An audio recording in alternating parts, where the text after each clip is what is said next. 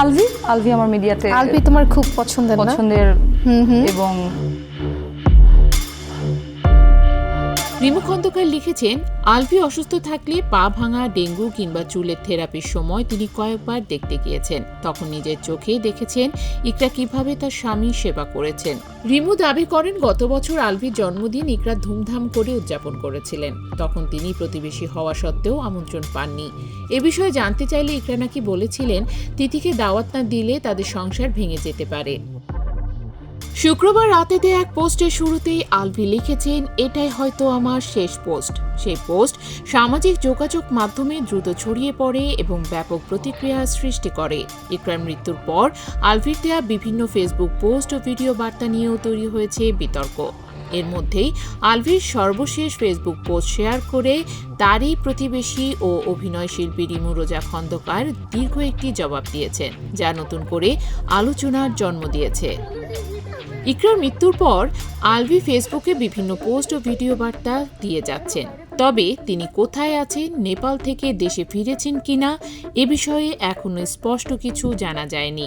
সাম্প্রতিক পোস্টগুলোতেও তিনি মন্তব্যের ঘর বন্ধ করে রাখছেন। এসব পোস্টকে কেন্দ্র করেই চলছে আলোচনা সমালোচনা। আলভি সেই পোস্ট নিজের ফেসবুক ওয়ালে শেয়ার করে একের পর এক পাল্টা প্রশ্ন তৈরি করেছেন অভিনেত্রী রিমু রোজা খন্দকার। তিনি এক সময়কার ঢালিউডের জনপ্রিয় অভিনেত্রী প্রিন্সেস ডায়না খ্যাত টিনা চৌধুরীর মেয়ে।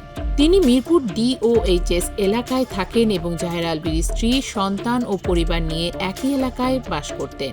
প্রতিবেশী হওয়ায় আলভিদের বাসায় তার যাওয়া আসা ছিল এবং পরিবারের অনেক বিষয় কাছ থেকে দেখেছেন বলেও উল্লেখ করেন তিনি। রিমু খন্দকার লিখেছেন, আলভি অসুস্থ থাকলে পা ভাঙা, ডেঙ্গু কিংবা চুলের থেরাপির সময় তিনি কয়েকবার দেখতে গিয়েছেন। তখন নিজের চোখেই দেখেছেন ইকরা কিভাবে তার স্বামীর সেবা করেছেন। তিনি আরও বলেন, আলভির মা নিজেই বলতেন যে খুব অল্প বয়সে আলভি ও ইকরার বিয়ে হয়েছিল এবং তখন তাদের সংসার চালাতে আলভির মাকেই চাকরি করতে হয়েছে।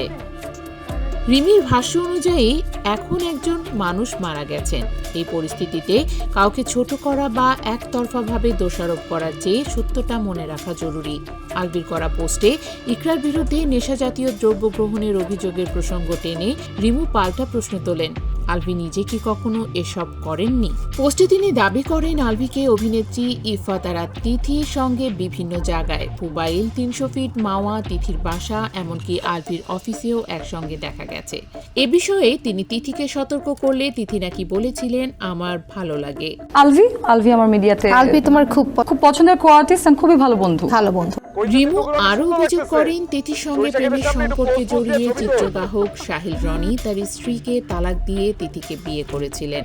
পরে সেই সম্পর্কেও ভেঙে যায়। শুধু তিথি নয়, তার পরিবারের বিরুদ্ধেও তিনি নানা অভিযোগ তোলেন। রিমু দাবি করেন, গত বছর আলভির জন্মদিন ইকরা ধুমধাম করে উদযাপন করেছিলেন। তখন তিনি প্রতিবেশী হওয়া সত্ত্বেও আমন্ত্রণ পাননি। এ বিষয়ে জানতে চাইলে ইকরা নাকি বলেছিলেন, তিথিকে দাওয়াত না দিলে তাদের সংসার ভেঙে যেতে পারে। পোস্টে রিমু আরও লেখেন, আলভি যদি ইকরাকে সময় না দেন তাহলে তার ছেলে বন্ধু থাকতে পারে, এটাও স্বাভাবিক। তবে তিনি প্রশ্ন তোলেন, আলভি কি কখনো ইকরাকে তিথির মতো কারো সঙ্গে ঘনিষ্ঠ অবস্থায় দেখেছিলেন? রিমুর দাবি, জাহের আলভি জুয়া ও নারীতে আসক্তির কথাও অনেকে জানেন, কিন্তু বিষয়টি স্পর্শকাতর হওয়ায় কেউ মুখ খুলছেন না। রিমু তার পোস্টে আরও লিখেছেন, ইকরার মৃত্যুর পর আলভি ও তিথি ভাইরাল হয়ে গেছেন, তাদের ভিউ ও ফলোয়ার বেড়েছে। তবে ভাইরাল হওয়া মানেই সব মিথ্যা সত্য হয়ে যায় না বলেও মন্তব্য করেন তিনি। সবশেষে তিনি বলেন, আত্মহত্যা কখনো কোনো সমাধান নয়। ইকরা আর নেই, কিন্তু তার পরিবার আছে, আলভির সন্তান আছে, এই বিষয়গুলো মনে রাখা প্রয়োজন।